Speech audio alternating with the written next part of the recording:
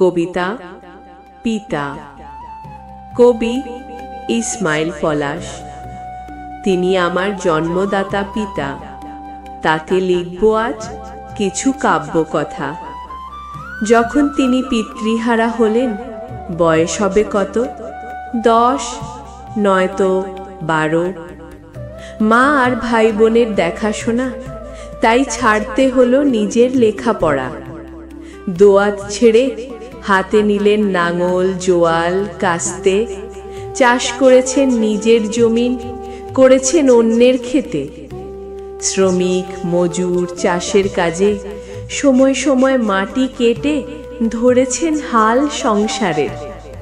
পাশাপাশি ভাবতেন তিনি, উন্নয়ন হোক গ্রামের। শিক্ষার কোনো বিকল্প নেই, ভাবতেন সেটা নিজ মনে। পড়ালেখা কষ্ট বেশি মাটি কাটার চেয়ে, বলতেন তিনি আমায় সর্বক্ষণে। কাজ করেছেন বিনামূল্যে স্কুল, মাদ্রাসা, ঈদগাহ, মসজিদে। চাইতেন তরুণ সমাজ পারুক শিক্ষিত হতে। তিনি আমার জন্মদাতা পিতা, যিনি সজাগ থাকতেন গ্রামের উন্নয়ন ও একতায়।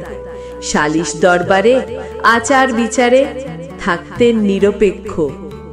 চাইতেন মজলুম যেন পায় ন্যায্য অধিকার। অন্যায় হলে রুখে দাঁড়াতে হননি কখনো পিছু পা। নিয়োগ পেলেন তিনি রেলওয়ে চাকরিতে। একা একা প্রতিষ্ঠিত হতে চাননি। চাকরি পেয়েই 20 জনকে দিলেন চাকরি। ভাবলেন এবার চাই শ্রমিক সংগঠন। ন্যায্য দাবি আদায়ে করলেন আন্দোলন। চট্টগ্রাম বটতলী থেকে কুমিল্লা, প্রতিটি স্টেশনে ওনার জন্য নিবেদিত শ্রমিকের মন। 7 সমুদ্র পাড়ি দিয়ে পরিবারের সুখের তটে চলে গেলেন দূর প্রবাসে। মরুর আরব, ওমান দেশে খেজুর বাগানে, উটের খামারে কাজ করেছেন নিরলস।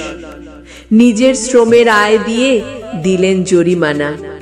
অবশেষে বুঝলেন প্রবাস তার জন্য নয়। ফিরলেন দেশে। রেলওয়েতে ফিরে পেলেন নিজের অবস্থান।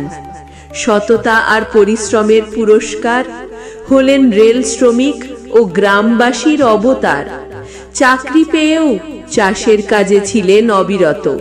স্টেশনের মজুরিও করতেন নিয়মিত। পরিবার আর সমাজ ভাবনায় যেতেন ভেসে। অনিদ্রা আর অনাহারে থেকেছেন শুধু হেসে। যিনি সমাজ বিনির্মাণে, গ্রামের উন্নয়নে, ন্যায় আর সত্যের জন্য নিবেদিত ছিলেন। সাথ দিয়েছেন সব সময় যারা ছিলেন নিপীড়িত, অবহেলিত। যিনি ছিলেন অলরাউন্ডার, অতি মানবদাতা। তিনি আমার জন্মদাতা পিতা।